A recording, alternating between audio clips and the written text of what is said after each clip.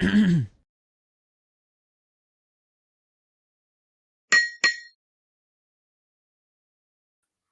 morning, everyone. What is today? Thursday. Thursday. Gosh, this week's flying. This whole year has been flying by. Thursday, September 8th, 11 a.m.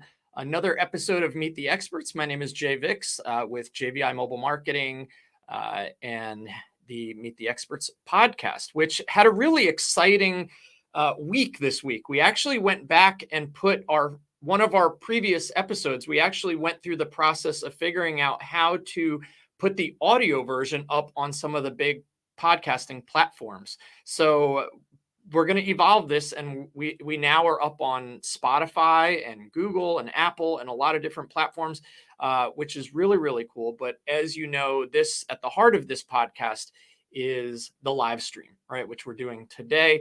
And Meet the Experts is a place where we were just doing Greensboro business owners, like today's guest, or Greensboro business experts, and not just business owners, experts in their field and people who are involved with some great organizations. That's more like today's guest. But we've branched out. We now will interview people around the country. We have our next interview is someone that's a friend and a colleague and mentor of mine. That's going to be on the 13th, Justin Rondo. So that's coming up. But if you would like to be a guest on Meet the Experts for your business or for something you're passionate about, I would love to interview. I'd love to have you on this. And so stick around at the end of the episode. I will tell you exactly where you need to go and what you need to do to become a guest on a future episode of Meet the Experts.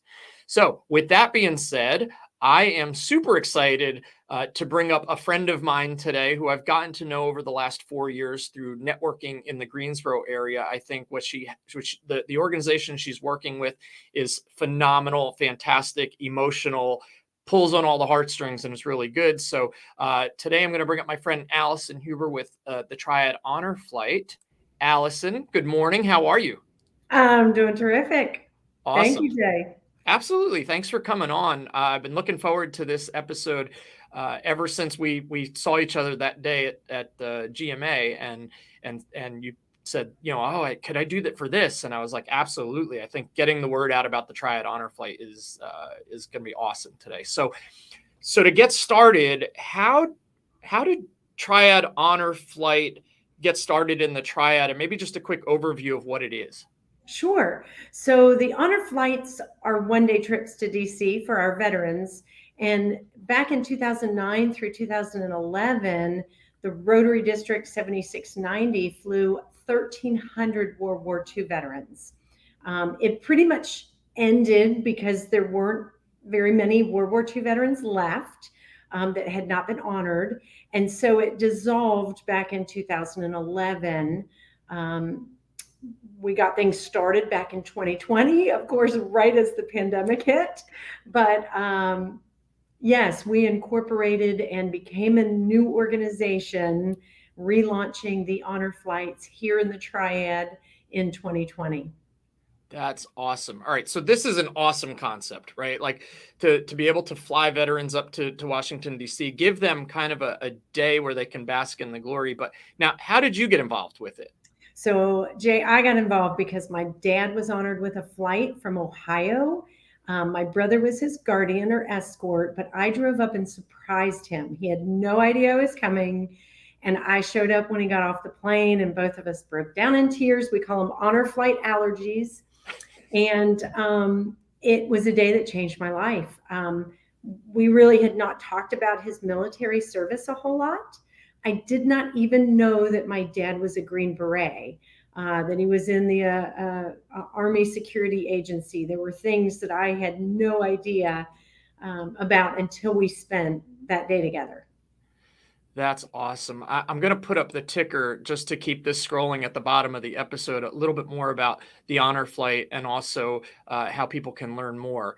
But and we'll come back to that at the end. But so you may have just kind of alluded to this by the you call them the allergy, right? Honor flight allergy. But what's your favorite part of doing this? What is your absolute favorite part of this? Honestly, my favorite part is hearing from the veterans after the event.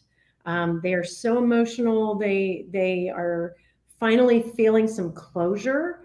The day can be very therapeutic for them. It's very different than going up and for example, a Vietnam veteran seeing the wall, but to go up with all veterans and then to come home to a welcome home ceremony that they never got. In fact, many of our veterans were spit on when they came home. Those comments from the veterans is what really is what it's all about. And it's not just the veterans, it's their families, it's the community. It just has such an impact on so many people that it makes all the hours of work worthwhile. Sounds like it. And I know just from knowing you and getting to know a little bit more about it, that welcome home ceremony really is kind of a big deal where you get people to turn out to really cheer them on. And I know that having known someone who a mutual colleague of ours, John Passmore, who got to do this, just he talks about that experience as being one of the most rewarding, emotional, happiest days of his life, and so that's really awesome. Listen, if anybody's watching this now or maybe later on the replay, if you have a question about Triad Honor Flight or for Alison, put it in the comments. You can put your questions or comments. And if you do it while we're here live over the next 10 or 15 minutes, we'll try to get those up on the screen. So any comments or questions, we encourage them. It's just such a cool organization. But Alison, tell us, obviously you can't make the whole thing work, right? There's got to be more than just you. So tell us about the team. So when I first got done with my dad's flight and I came back, I went to the national organization. So there is a national group that we are part of. We are an independent hub and an independent 501c3, but we are 100% volunteer driven. We have a board of 12, and that board helps make decisions about monetary and how budget and everything else that goes into it. But as you mentioned, it takes an army. It takes an army of volunteers to make it happen, from everything from contacting the veterans to letting them know that they've been selected, to going through our guardian stuff, to everything that we provide for them that day, organizing. It takes a big group of folks. The logistics of getting everything where it needs to be for pre-flight meeting, for flight day, what's going on the plane, what's going to be at registration, what's going to be at the gate. But the community here has just been so involved, and they're so excited to see the flights back. It kind of leads perfect into kind of the next question I was going to have when you talk about logistics and everything. Tell us about the day. Like, what does a day in Washington, D.C. with all these veterans, like, what does that look like? Walk us through a day. First and foremost, it's a long day, and many of these veterans are, 80s, 90s. So we understand that, but we do an early morning send off at the airport. This upcoming flight on October 12th will have a water cannon salute over the airplane about 7:45. We land in DC at 9 a.m. We board 4 chartered buses, and we head first to the Iwo Jima Memorial, then to the changing of the guard at Arlington. We will then have lunch at the Air Force Memorial before hitting the World War II, Korea, Vietnam, and Lincoln Memorial. We finish the day, we head back to the airport, board the plane, and head home. It is a chartered flight, so it's just us on the flight, 189 passengers. And we arrive home to Greensboro PTI. We're expected back about 8:15, 8:20, and expect a huge parade at that time. Amazing. That is a longer day than I even thought. But I mean, you got to figure you're flying to, you're flying up, you got all those events to do, and flying back. It should, to have that probably ultimately with getting there and everything else, it probably is about a 15 or 16 hour day for a lot of these veterans with just preparation and then getting back home from home to home. Yes. So there's a lot of logistics. It's a long day. It's a big thing. So obviously you can't do this like once a week or once a month. So how often do these flights take place? So as part of the national, we have to fly at least once a year. our goal is to do spring and fall each year, and we will continue to do that. We've got a huge wait list for veterans and guardians. As long as we have the volunteers and the funding, which again, it's all donations, corporate and individual donations. As long as we have that in place, our goal is to keep this going, and we will continue it as a 501c3 as long as there are folks that want to fly with us. That's awesome. Now, I didn't really wasn't thinking about going here, but can people donate at that website? They can. Okay. There's multiple ways to donate. Of course, there is a way to do credit card donations on our website. Each veteran flies for free. And so we get each veteran sponsored, and that sponsorship is $600. The guardians pay their own way, which is the $600. Unless they're also a veteran, then it's discounted. But so when you put that in perspective, our Dynamic Quest, my company, is sponsoring a veteran. HACO is going to sponsor 5 veterans. There's different organizations out there that will come in and say, TireMax has 6 locations. They wanted to sponsor 6 veterans, and we chose veterans that were in the markets that their TireMax locations are. So it's a win-win, and they can even put their picture up if they want to display which veteran they've sponsored. Makes it very special. That is really cool. I just got goosebumps when you said that, because I really do see what a massive opportunity that could be, and it would be nice to put to sponsor somebody and have their picture up when people are walking by, and to raise more awareness about it, right? Mm-hmm. That's awesome. So now, you mentioned that it was, I think you said 189 people on a flight. How many veterans are on each flight? So right now, I've got my list carrying with me everywhere, even working hard. We have 96 veterans that are planning to go on this next flight. That includes 8 World War II veterans, about 25 Korean veterans, and the rest are Cold War and Vietnam. So that 96, we have 4 bus captains, so 1 for each bus. We have a medical volunteer on each bus. We have a flight coordinator, which right now is yours truly. And then we have a photographer and a videographer. So the remaining number are guardians. In cases where we have very mobile veterans, we might pair up one guardian to 2 veterans so that we can then have more veterans on the flight. Okay. We'll also pick up some guardians in DC that will ride with us for the day. Right now we have 5. So we've got a pair of veterans that again are very mobile. When we arrive in DC, they'll get a guardian there that will spend the day with them, which again opens up more seats for veterans on the flight. That's cool. That's a really cool idea. Just partnering up with somebody in DC already that won't need to fly and can be there to help for the day is awesome. I think you already answered this, but so all veterans, they fly for free, right? They do. They do. And the guardian, if they're a veteran, they get a discount to be a guardian, but otherwise they pay their own way, right? They pay their own way unless they are a veteran. So for example, we might have a Korean veteran whose son is in the military, or a veteran, he would get a discount towards his flight. We also have some fundraisers for those that really want to travel with their loved one but can't afford it. Sure. So we work with folks to do that if necessary. Well, I would just say that anybody watching this or anybody that learns, just try to, I'm going to tell you, I'm going to check myself at the door when I say this here.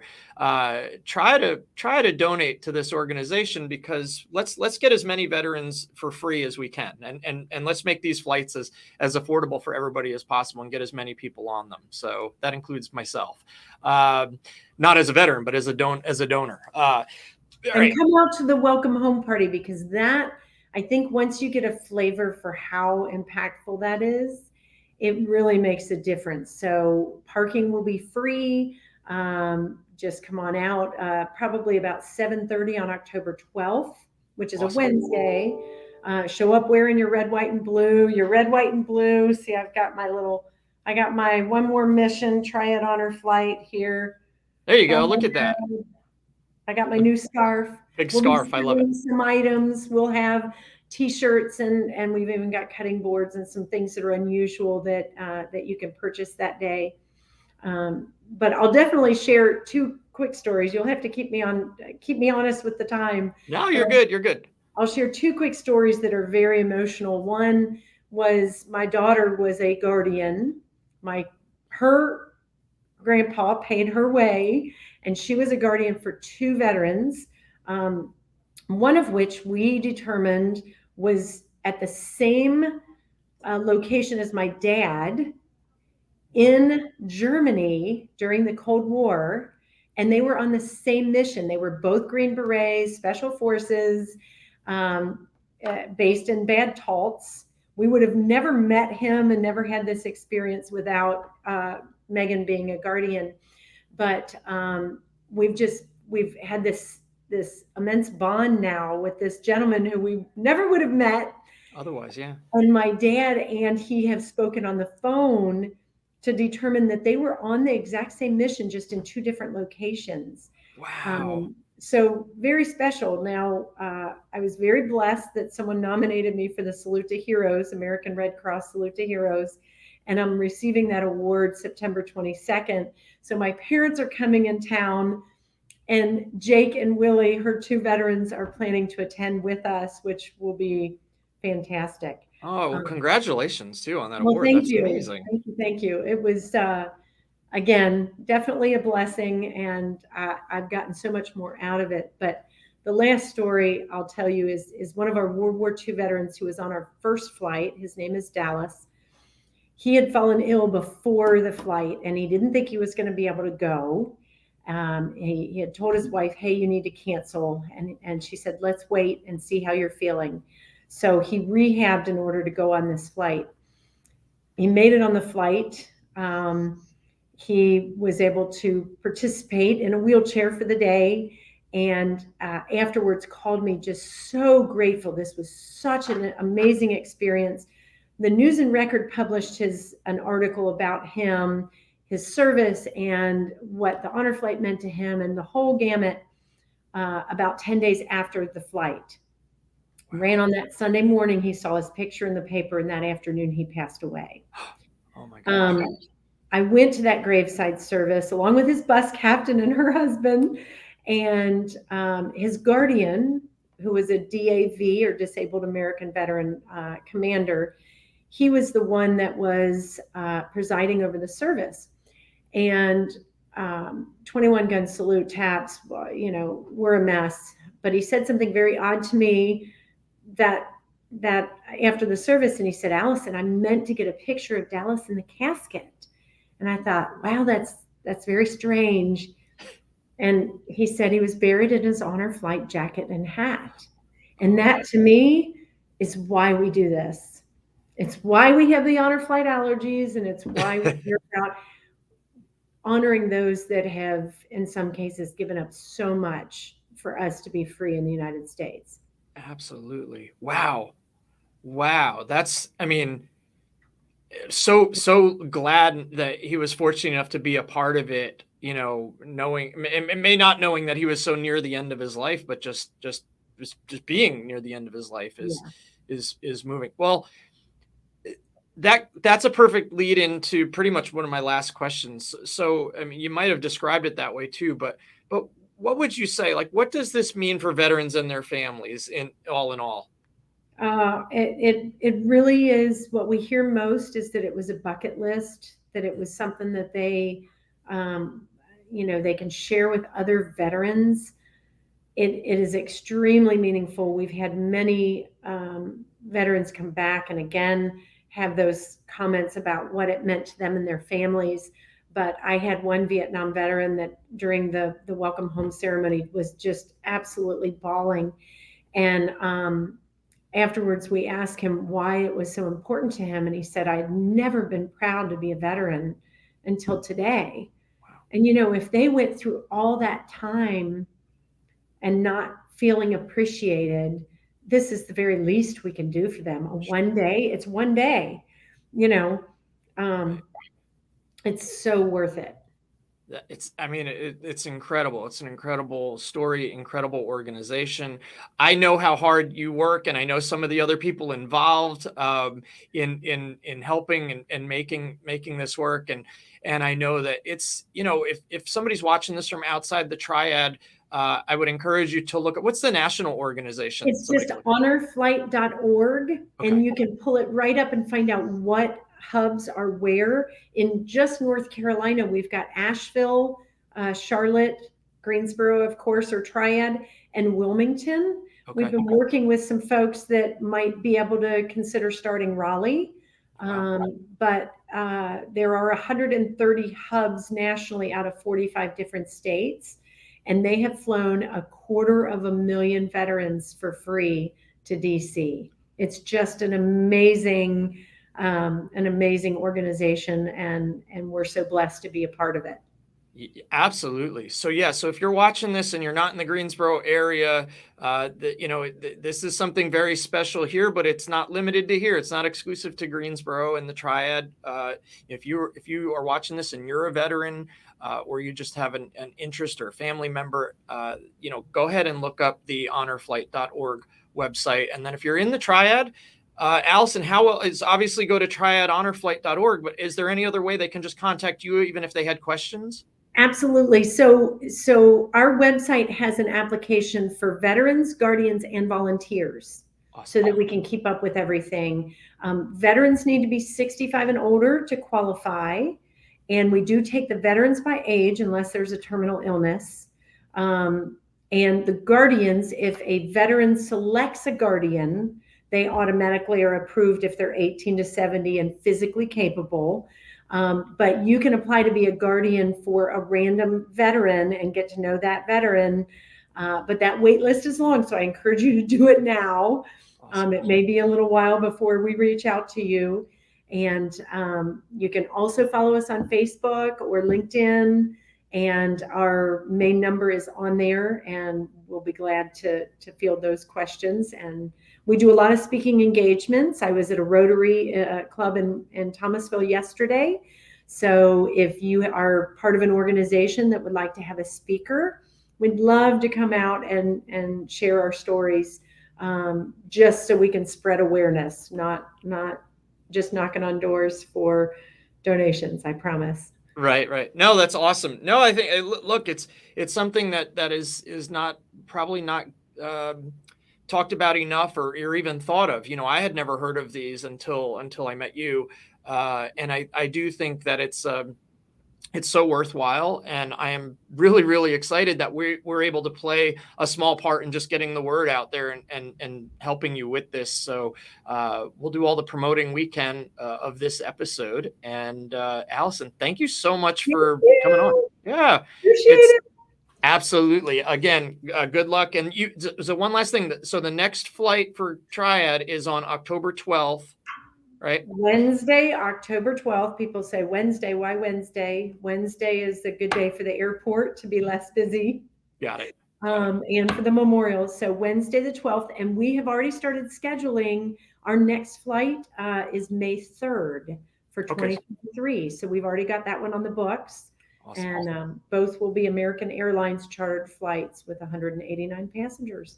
Cool. And if somebody wanted to come to the welcome home at 8 o'clock or 7:30 at night, they just need to just go to Greensboro Airport. Park in long-term parking, and then when you get a program at the event, that will be your free ticket to get out. So they won't charge you for parking. So absolutely bring the kids, bring flags, wear red, white, and blue. Make posters or signs to welcome home the veterans. There'll be a bagpiper. They'll be singing some of the old songs. We really make it a lot of fun. Sounds like fun. All right. Well, awesome, Alison. Thank you so much for being a guest, and we'll talk to you soon. I appreciate it. You have a great day. You too. All right. Bye. Bye. That was awesome. Look, I'm leaving the ticker up for another minute here. Triad Honor Flight, triadhonorflight.org. I encourage you to check it out. If you're in the Triad, especially, go there. I'm gonna have to donate, right? And then do my part to share this. And I would encourage you all to do that as well. With that being said, it's time to wrap up until our next episode. If you would like to be a future guest on Meet the Experts, I promised I would tell you how if you stuck around to the end of the episode. Just go to guests.howto.agency. Guests.howto.agency. Have a little application. It's free to come on. You don't have to pay anything. I want to interview you. I want to let you tell your story. I want to let you share your story. How do your products and services impact the world or your local community? And just go ahead and apply. So, like I said, our next episode is on Tuesday, the 13th. Justin Rondo from Invisible PPC. And until next time, have a great day, and we'll see you on the next